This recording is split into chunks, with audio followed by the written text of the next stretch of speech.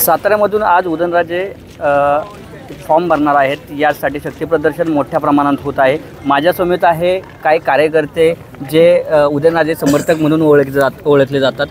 काय सांगाल की आज उदयनराजेंचा फॉर्म भरणार आहे, मुख्यमंत्री उपमुख्यमंत्री आज साताऱ्यामध्ये येणार आहे। आज आमचे सर्वांचे दैवत श्रीमंत छत्रपती खासदार उदयनराजे भोसले यांचा फॉर्म भरण्यासाठी आम्ही पूर्ण ताकदीनिशी मैदानात उतरणार आहोत।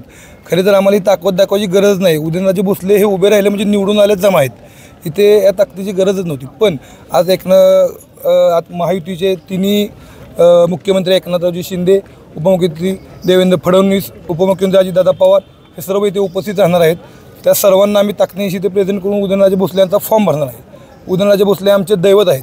आम्ही लहान असताना एवढे लहान असताना शाळेत असताना आम्हाला कोणताही पक्ष, जात, पात, धर्म काही माहीत नसताना आम्हाला लहानपणी फक्त एवढंच करायचं की एकच नेता, एकच राजन, एकच देवन, एकच पक्ष, छत्रपती उदयनराजे भोसले। आम्ही तेव्हापासून उदयनराजे भोसलेंना मानत आलो, मानत आहोत आणि मानत राहणार।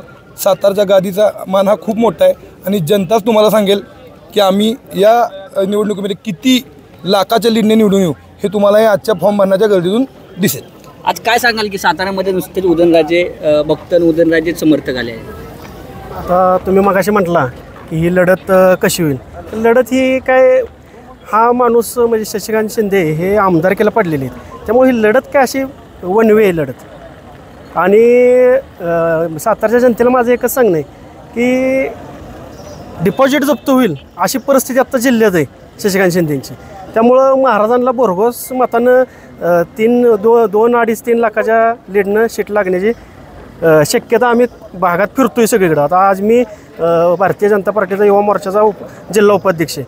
आम्ही भागात फिरतोय तर जे ते ज्यांच्या तोंडात आहे छत्रपती उदयनराजे, मान पण गादीला आणि मत पण गादीलाच। नक्कीच आत्ता यामध्ये आज महाराज साहेबांचे कार्यकर्ते महाबळेश्वर असेल, जावळी असेल, सातारा जिल्हा असेल, काय सांगाल की आज युवक वर्ग जास्त प्रमाण देतो? जर तुम्ही सर्व युवकांचं एक श्रद्धास्थान किंवा सर्व युवकांचं आयडल म्हटलं तर छत्रपती उदयनराजे भोसले यांना मानतात। छत्रपती उदयनराजे भोसले हे युवकांमध्ये एवढे कार्यरत, एवढे तत्पर कामासाठी आहेत की तुम्ही जलमंदिर पॅलेसला तुमचा कोणताही विषय असावा, तुमचं नोकरी असेल, तुम्हाला कोणताही प्रॉब्लेम असेल तर छत्रपती उदयनराजे भोसले यांच्याकडनं तो विषय लगेच सॉल्व्ह होतो। तर छत्रपती उदयनराजे भोसले यांचा नाद कुणीही करू नये एवढंच मी सांगू इच्छितो। आणि डिपॉझिट, जसे आमचे मगाशी युवा मोर्चा अध्यक्ष म्हणले, डिपॉझिट जप्त ते तर होणारच आहे।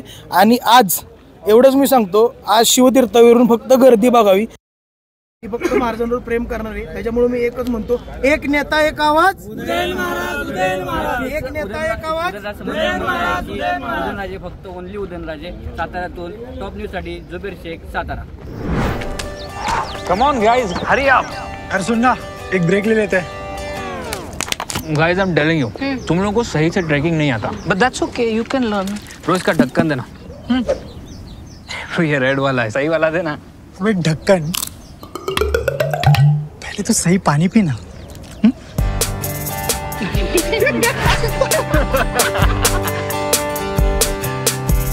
Manikchand Oxyrich, proudly Indian.